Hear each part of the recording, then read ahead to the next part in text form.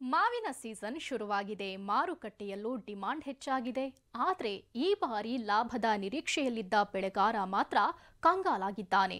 ಯಾಕಂದ್ರೆ ರಣಬಿಸಿಲು ಮಾವು ಬೆಳೆಗಾರರಿಗೆ ಹೊಡೆತ ಕೊಟ್ಟಿದೆ.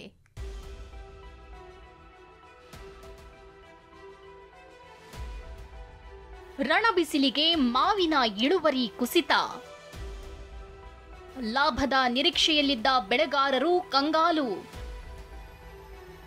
ರಾಮನಗರದ ಮಾವು ಅಂದ್ರೆ ಒಳ್ಳೆ ಡಿಮ್ಯಾಂಡ್ ಇದೆ. ಲಕ್ಷಾಂತರ ಟನ್ ಮಾವು ಬೆಳೆದು ಮುಂಬೈಗೆ ಮಾರಾಟ ಮಾಡ್ತಿದ್ದ ಬೆಳೆಗಾರರಿಗೆ ಬಿಸಿಲಿನಿಂದ ಬರೆ ಎಳೆದಂತಾಗಿದೆ. ಬಿಸಿಲಿನಿಂದ ಈ ಬಾರಿ 10% 15% ಮಾತ್ರ ಇಳುವರಿ ಬಂದಿದೆ. ಪರಿಹಾರಕ್ಕಾಗಿ ತೋಟಗಾರಿಕಾ ಇಲಾಖೆ ಸರ್ಕಾರಕ್ಕೆ ವರದಿ ಸಲ್ಲಿಸಿದೆ.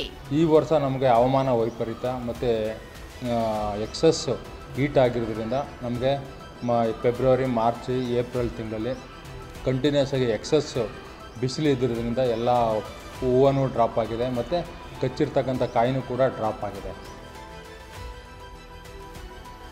ಧಾರವಾಡದ ಮಾವಿಗೆ ಅಮೆರಿಕಾದಲ್ಲಿ ಡಿಮಾಂಡ್. ಧಾರವಾಡದ ಆಲ್ಫಾನ್ಸೋ ತಳಿಯ ಮಾವು ಕಳೆದೆರಡು ವರ್ಷದಿಂದ ಸೌದಿ ರಾಷ್ಟ್ರಗಳಿಗೆ ರಫ್ತಾಗ್ತಿದ್ವು. ಈ ಬಾರಿ ಅಮೆರಿಕಾದಿಂದ ಡಿಮ್ಯಾಂಡ್ ಬಂದಿದೆ. ಅಮೆರಿಕಾದ 5 ಧಾರವಾಡದ ಕಲಿಕೇರಿಗೆ ಬಂದಿದ್ರು. ಪ್ರಮೋದ ಗಾಂವ್ಕರ್ ತೋಟದ ಮಾವಿನಕಾಯಿಗಳನ್ನ ಪರೀಕ್ಷಿಸಿ 5 ಟನ್ ಆರ್ಡರ್ ಮಾಡಿದ್ರು. ಆದ್ರೆ ಈ ಬಾರಿ ಇಳುವರಿ ಕಡಿಮೆ ಇರೋದ್ರಿಂದ ಕೆಜಿಗೆ 175 ರೂಪಾಯಿಯಂತೆ 3 ಟನ್ ಮಾವು ಕಳಿಸ್ತಿದ್ದಾರೆ. ಅಮೆರಿಕಾದವರು ಬಂದು ನಮ್ಮಲ್ಲಿ ನಿಂತು ಇಲ್ಲಿ ಮಾವಿನ ಟೆಸ್ಟ್ ಮಾಡಿದ್ರು. ಹೋದ ತಿಂಗಳ ಟೆಸ್ಟ್ ಮಾಡಿ ಬಂದು ಇಲ್ಲಿ ಇಲ್ಲ ಇದೆಲ್ಲ ಕರೆಕ್ಟ್ ಐತಿ ಅಂದ್ಕೂಡಲೇ ನನಗೆ ಅವರು ಮೊನ್ನೆಗೆ 15 ದಿವಸದಿಂದ 5 ಟನ್ ಬೇಕಂತ ಆರ್ಡ್ರ್ ಮಾಡಿದರು. ಸಿಕಾಗೋಗೆ ಬೇಕು ನಮಗೆಲ್ಲ ಕಳಿಸ್ಬೇಕಲ್ಲ, 5 ಟನ್ ಅವ್ರು ಅಮೇರಿಕಾದಾಗ ಇರ್ತಾರೆ. ಬಂದ ಕೂಡಲೇ ನಾಳೆ ಸರ್ 5 ಟನ್ ಇವತ್ತು ಸಿಗೋದಿಲ್ಲ, 3 ಟನ್ ನಾವು ವ್ಯವಸ್ಥೆ ಮಾಡ್ತೀನಿ ಅಂದೆ ನಾನು.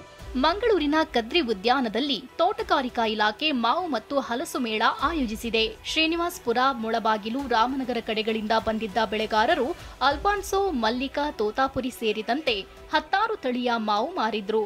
ಕೆಜಿಗೆ 250 ರೂಪಾಯಿಯಿಂದ 300 ರೂಪಾಯಿ ಇದ್ರೂ ಭರ್ಜರಿ ಖರೀದಿ ನಡೆಯಿತು. ಬೆಳಗಾವಿಯಲ್ಲಿಯೂ ಮಾವು ಮೇಳ ನಡೆಯಿತು. ಕ್ಲಬ್ ರಸ್ತೆಯಲ್ಲಿ ನಡೆದ ಮೇಳಕ್ಕೆ ರಾಜ್ಯ ಮಾತ್ರವಲ್ಲದೆ ಮಹಾರಾಷ್ಟ್ರದ ಬೆಳೆಗಾರರು ಆಗಮಿಸಿದ್ರು. ವಿವಿಧ ತಳಿಯ ಮಾವಿನ ಹಣ್ಣುಗಳ ಮಾರಾಟ ನಡೆಯಿತು. Bureau report, TV9.